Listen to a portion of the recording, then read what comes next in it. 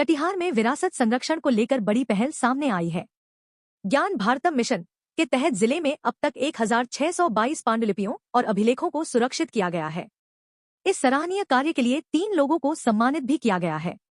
भारत सरकार के विशेष अभियान के तहत कटिहार में पांडुलिपि संरक्षण और डिजिटाइजेशन को लेकर तेजी से काम हो रहा है। जिला प्रशासन ने मार्च से विशेष अभियान चलाया है, जो 15 जून तक जारी रहेगा।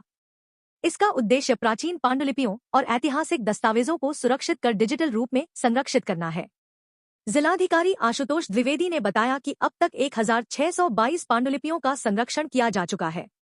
उन्होंने लोगों से अपील की है कि उनके पास मौजूद पुराने दस्तावेजों की जानकारी प्रशासन को दें। इस दौरान बरारी लक्ष्मीपुर गुरुद्वारा कमेटी, साहित्यकार गुणानंद झा और दर्पण मंडल को सम्मानित किया गया। प्रशासन का मानना है कि यह पहल आने वाली पीढ़ियों के लिए ऐतिहासिक धरोहरों को सुरक्षित रखने में अहम साबित होगी।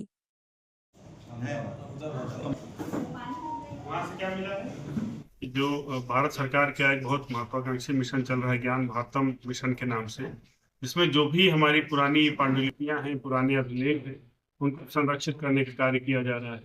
हम लोगों ने कटिहार जिला में भी विभिन्न प्रयासों से खोजा ऐसी पांडुलिपियों को, ऐसे अभिलेखों को जो कि हमारी सांस्कृतिक और ऐतिहासिक धरोहर है।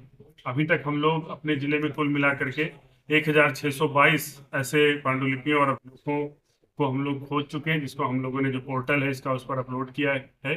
और इसमें जो कुछ लोग जिन्होंने बहुत महत्वपूर्ण योगदान दिया इसमें, उनको हम लोगों ने आज सम्मानित किया है, जिसमें गुणानंद झा जी हैं जो कि संस्कृत के प्रकांड विद्वान हैं। इन्होंने कुछ संस्कृत के दर्शन से संबंधित पांडुलिपियां प्रदान की हैं।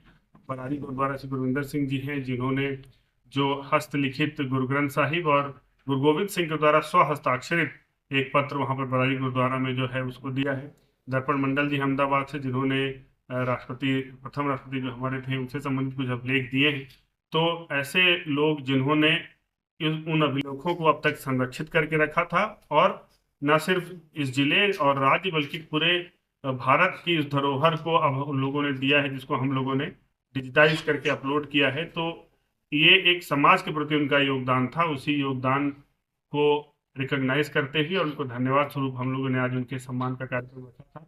और मैं बाकी सभी जिलावासियों से भी अपील करना चाहूँगा कि ऐसा किसी के पास भी कोई ऐसी पांडुलिपि, ऐसा कोई पुराना अभिलेख जो कि 75 साल से अधिक पुराना है, वो अगर उनके पास है तो वो हम लोग को बताएं।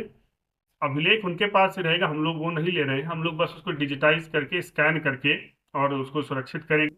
और अगर वो यहाँ नहीं भी आ सकते हैं तो हमको सूचना दें, हम यहाँ से अपनी टीम भेज करके और वहाँ पर उनके उस अभिलेख या पांडुलिपि को डिजिटाइज कर लेंगे, स्कैन कर लेंगे, और जिन्हें उनके पास ही रहेगा।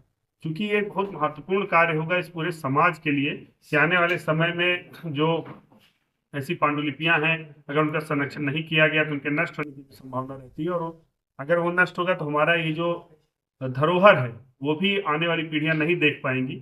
इसलिए इसको काम को किया जा रहा है। तो मेरी सभी से अपील है, जो भी संस्थानों में, चाहे गुरुद्वारा, मठ, मंदिर और मदरसा, ऐसा कोई जगह पर, मजार में ऐसा कोई चीज हो, या इंडिविजुअल्स के पास अगर ऐसा कोई डॉक्यूमेंट अवेलेबल है, ऐसा कोई पांडुलिपि अवेलेबल हो, तो वो हम लोग को कृपया सूचित करें और हम लोग उसको उनके यहाँ से डिजिटाइज करेंगे। और इस जो हमारा पूरा जो मिशन चल रहा है भारत सरकार का ज्ञान भारत, इसमें अपने योगदान अवश्य दें। सर, ये मुहिम कब तक चलेगी? ये हम लोगों ने 15 मार्च से शुरू करके और 15 जून तक ये मिशन मोड में काम किया जा रहा है।